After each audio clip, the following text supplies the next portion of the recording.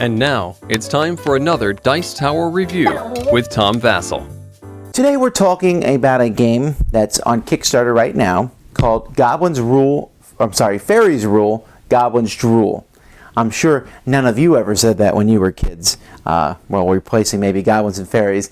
A name like that has you thinking a silly kids game, and if you look at the artwork on these cards, which is really nice, you will think, oh, it is a silly kids game. And you know what? I've played it with kids, but it really is more than that.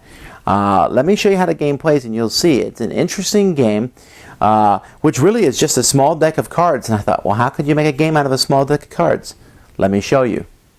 Now, this game revolves around goblins and fairies, as the name would have you think. Each fairy card has a goblin card on the reverse side. And each of them has a symbol. So on their suns, and on the opposite side of a sun is a moon. On the opposite side of a sun is a moon, and like I just said, on the opposite side of a mushroom is a frog. Those are the four symbols. But also, the different people have names. Like here we have Goldilocks, which might rhyme with chicken pox. So the names will rhyme. There's different kinds of rhyming names. There's Cuckoo Clock, or we have Penny Clue, which might rhyme with Full Moon Moo. So that's what this game is about, basically, is that some of these cards rhyme and they have different symbols on them. At the beginning of the game, each player gets a handful of 4 goblin cards. One of those goblin cards has stars all around it, like you see. And then in the middle of the table, you'll put 4 fairy cards. And what you're trying to do, the goal is very simple, is to get rid of your goblin cards. Doesn't matter how many fairies you have, you just need to get rid of your goblin cards. So let's say on my turn, the turn's very simple, and everybody would have a handful of these. I'm just showing you the perspective of one player. But on my turn, let's say in the middle, I stick in, as I look over the thing, I'll put in Nappy Hour. So I stick him in the middle, and then I will flip over any card that rhymes with Nappy Hour. So Sweet and Sour flip, and so does Dewdrop Shower. And then since he was a sun, I will take all the cards that are suns and put them in front of me. So that was a pretty bad card to play there. I mean, I got a fairy card, but I got another goblin card back.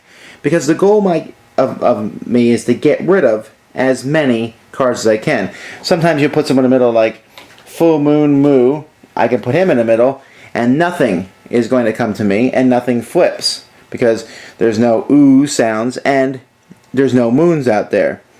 And then I'll stick out He's So Smelly, which will flip Vermicelli. But then that brings back Full Moon Moo because it's a moon again. So you have to watch how you put these cards out. Now, if you ever put a card out that has stars on, like Nervous Nelly here, that will flip everything, regardless of how its name is rhymed. And then I will take the suns, of course. And ooh, I got a fairy with stars around it. Stars can be pretty powerful because they can flip everything. So you keep doing this until you get rid of all your goblins, at which point you are the winner.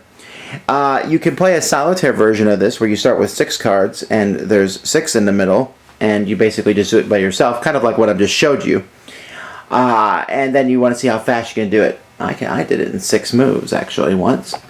Now, one of the things I really like about this game is the artwork, and you can see that the artwork is really nice. My kids really enjoyed the artwork of the different goblins and the different fairies. And if 2 goblins rhyme or 2 fairies rhyme, they actually have the same artwork. That makes it easier and has a lot less argument over whether something rhymes or not. Although they're so obvious, I don't think anyone's really going to argue that anyway. As you can see, the game isn't really probably what you were expecting. I mean, I love the names on here. Needs a Shower, Rainbow Sweep, Dewdrop Shower, He's So Smelly, Vanilla Scoop, Pixie Powder, PB and Jelly, Hickory Dock, Cringing Cower. It almost sounds like a fun poem to say, but the names are fun, and kids are going to enjoy both the names and the artwork as they put them out and play them. But when it came down to it, when I played with my kids, I was the one who enjoyed it the most because I was sitting there trying to think, how can I get rid of a card from my hand without taking any cards back? Or if I do take a card back, hopefully it's a fairy card, but if it's a goblin card, Will I be able to use that goblin card in the future? I'm watching the cards. You can see the cards that everybody has. And it can actually be a very intense game as you're sitting there trying to figure out which cards to get rid of. I like the fact that it's so small and portable and yet packs a pretty powerful punch.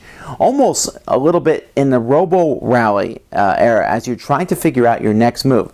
Now, it's not that complicated. You have 4 cards usually in front of you, maybe more if you're not playing too well. Or if you are playing well and have a bunch of fairies, and you just got to figure out which card to stick in the middle. Simple, but what it does will have repercussions, and it's interesting. And the solitaire game is actually one that I enjoyed playing. So, just a moment, I'm going to show you the Kickstarter link for this.